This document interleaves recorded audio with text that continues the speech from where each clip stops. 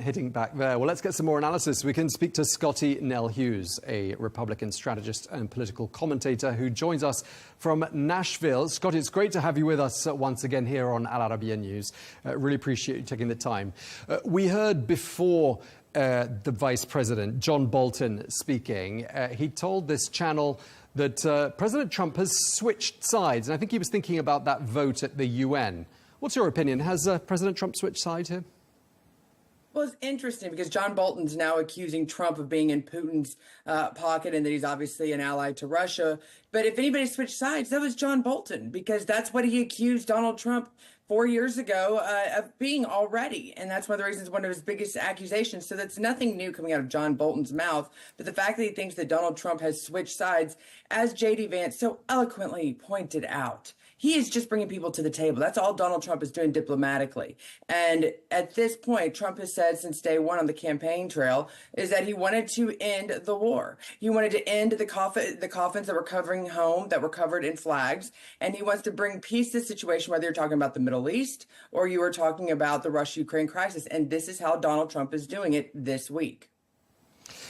I mean, some people say it's very well for President Trump and his allies to hit back at John Bolton. But let's not forget, John Bolton was propelled onto the international stage by Donald Trump himself, who relied on him for national security advice for 17 months, Scottie.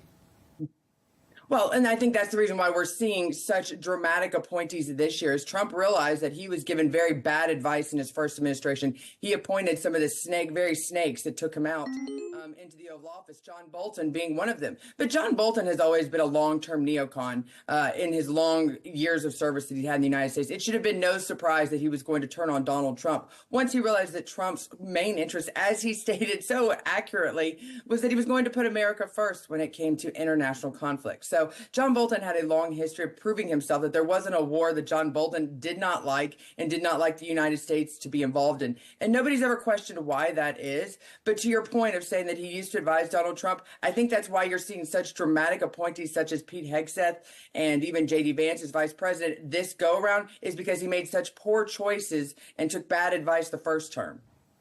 But weren't you surprised to see the United States siding with Russia and against nearly all its European allies at the United Nations, backing a resolution that simply called for a swift end to the war, that didn't insist on Ukraine's territorial integrity? I mean, what's that all about? Well, I was not so, and first of all, let me correct the record. Donald Trump did not side with Russia, no more than Israel sided with Russia. What they sided with is peace and bringing absolute fairness to the table when it brings everybody to debate.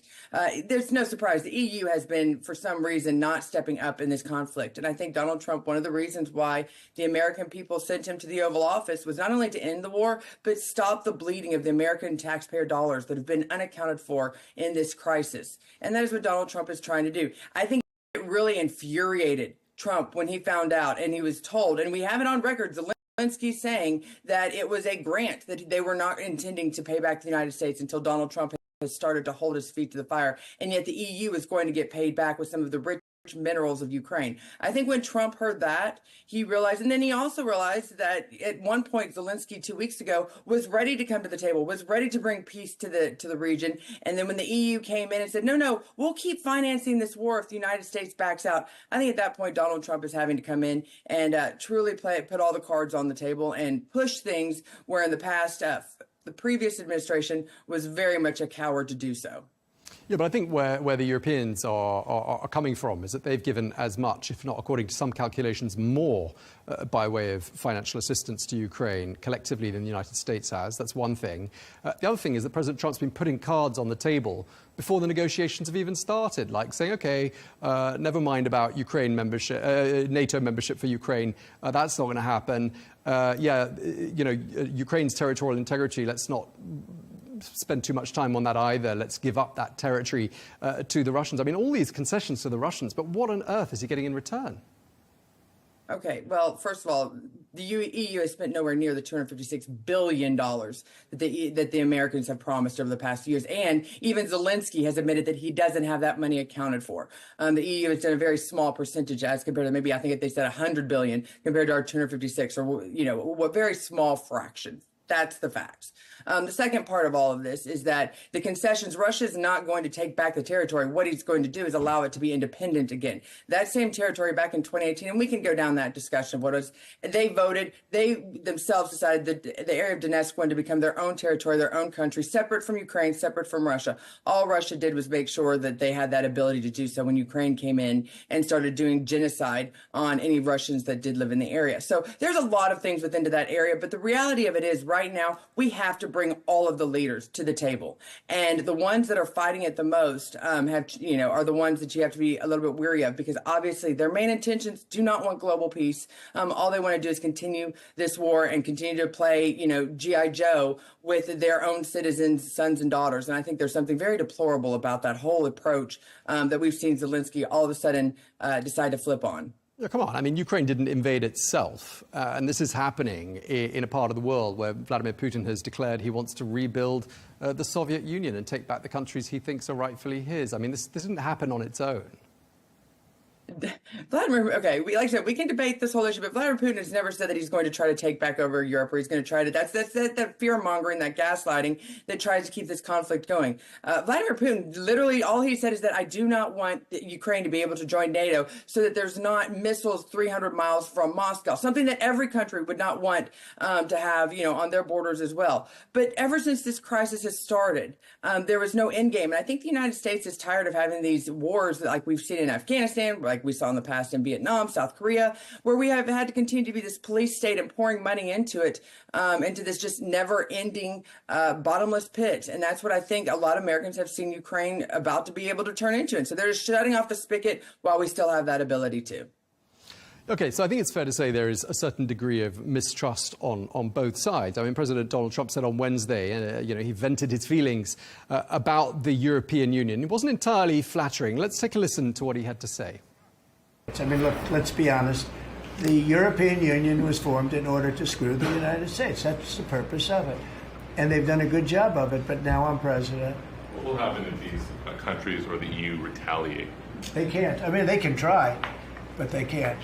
We have made a decision. We'll be announcing it very soon, and it'll be 25%, generally speaking, and that'll be on cars and all other things. And European Union is a different case than Canada, different kind of case. They've really taken advantage of us in a different way. President Trump speaking there. I mean, Scotty, Europe has been a long time U.S. partner and ally. I mean, do you think that's no longer the case? Well, I think, if you want the same intentions, but Donald Trump is approaching this like a businessman, not a politician. And, when you look at who has the EU, as America has continued to go into trillions of dollars in debt, has the EU really been a supporter and a partner of the United States when we've had our own crises in our border? If they were so much of a partner of us and trying to encourage us, and it was a mutually fair relationship, why do we continue to send U.S. aid over to all of these other different countries for just absolutely ridiculous projects, from transgender issues to cosmic books, all of those sorts of issues? I think it's really been a long time that the EU and America, while we might like good on paper, even Britain itself, the UK, voted to separate itself from the EU because of the type of toxic atmosphere that's become. There's so much conflict within the countries within the EU right now that you see these type of pop-ups, you see different resolutions of different people running for office not being able to assume office after the people put in. I think the EU needs to focus on itself and get its house in order, just like the United States needs to focus on itself, get our house in order. And once we have ourselves back into what I consider to be a good working position, then we can start to work again with each other. And then we can start to have these conversations. But right now, I think you're dealing with two countries that have a whole agenda of the past that is really starting to try to weigh it down. And there's certain leaders that are popping up, like Donald Trump, trying to set the record straight. Well, the Russians must be delighted, and talks between the Americans and the Russians are taking place, I think, as we speak, at the U.S. Consul General's residence in Istanbul. I mean, where do you see this relationship heading to now between Moscow and Washington? Well, make no mistake, there's no president who's put more sanctions on the Russian Federation prior to Biden than Donald Trump. Biden just built on top of those, did not take any away. Trump is going to look at this as mutual respect. we're still dealing with the country that has the largest nuclear arsenal in the world. In fact, you add up everybody else, and you're still not even going to get to that number with the United States if you add up the United States and their allies. So it only makes sense for the good of future generations that we bring peace to the table and that we bring mutual respect. We do show, strength at the table, but so does Vladimir Putin. And so I think both have the end game of wanting to not only decimate the global economy, which is what would happen if we go to war, but more importantly, bring peace to the regions instead of having this constant conflict that, if you let it to Vladimir Zelensky and the EU right now, seems like would never be ending. Yeah, I mean, with regards to this sort of the animosity towards Brussels that we've been hearing from the new administration in Washington, I mean, we've heard, for example, the United States saying that the EU cannot retaliate against EU tariffs. In fact, Donald Trump said that, but they can, in fact, because, I mean, the EU is the largest trader of manufactured goods and services in the world. It's home to 450 million people, and if you include the UK, who's having to choose now between Washington and Brussels for its alliances, it's like 500,000, which is the combined population of Russia and the United States. I mean, doesn't the United States need Europe to a certain extent? I mean, that's a lot of consumers for US products out there. Well, and that's the issue. We shouldn't need anybody. No country should have to need another country for existence. But all that the United States and Donald Trump is doing is asking fair trade. You put tariffs on us, we're going to put the exact number back on you. I don't understand why there's a problem with this. If those conversations lead to tariffs, then the conversation should be, for so long, the United States has literally just rolled over, and they've paid to play for diplomacy in some of these countries. Those days of paying for power by the United States is done. I think now it's going to be a mutual respect thing. I think Donald Trump realizes that the whole, we need everybody rises together, and that's not by downplaying anybody at this stage. And so if the EU can rise with the United States, great. But at this time, while I don't want to in any way disrespect the people that live in Europe, it's absolutely a beautiful area, beautiful region. Economically, national security-wise, really has not been that big of a benefit to the United States, and yet we've continued to stand by their side time and time again when they've had attacks. So I think Donald Trump he realized also in 2020 that a lot of those EU leaders did nothing to stand up for him and did nothing to work with him. And the second that he was out of office, did everything they could to slander him and to shut the door in his face. He realized that they were not his friends, that he was given bad information. So I think at this point, Donald Trump is saying, I'm going to act like a business, and the United States is going to be back in business, and we're going to live by the golden rule. Do unto others as you would have them do unto you. Something that has not been missing, that was missing from the past administration. Instead, it was more like roll over and play dead.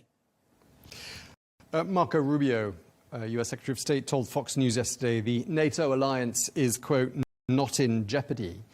Do you think he'd have said that if it wasn't perhaps under threat in some way? Well, I think just like Trump did in his first term, he is looking to every member of NATO to pay their fair share, to raise their standards. Some of them have risen up since Donald Trump. Some of them backed off under Joe Biden. And I think as long as we can have an alliance where everybody is into it and it's not just being completely financed by the U.S. taxpayer, I think that it's a good thing to have, even though it's completely outdated and against why NATO was originally created. I think anytime that you can have partners and alliances for national security or for trade, it's a good thing. As long as everybody is treating each other fairly and there's not one person that's paying the bigger share, as has been the past. So I think Marco Rubio is correct. NATO's probably not going to go anywhere, even though I wouldn't necessarily be sad if it did, because once again, we've had several attacks here in the United States. We've yet to see the EU or any other members of NATO come to our defense. It's always been based on our shoulders. When it's come to President Trump trying to close our borders, he received extreme criticism from European countries during his first term. Now that those same European countries are having the issues that they're having on their borders, they've been a little bit silent during Trump's second term. But the reality of it is Trump doesn't have many friends in the EU, and the ones that he could be friends with, unfortunately, the EU and the government refuses to see, like what we've seen in some of these elections in Romania, in Germany. We're going to look at France. I think more and more the people are starting to speak out, and they're choosing leaders that belong to Donald Trump's philosophy of governing, not like their past leaders. Okay. Well, thank you very much indeed, as ever. Scottie Nell Hughes, we really appreciate you taking the time to speak to us. Thank you.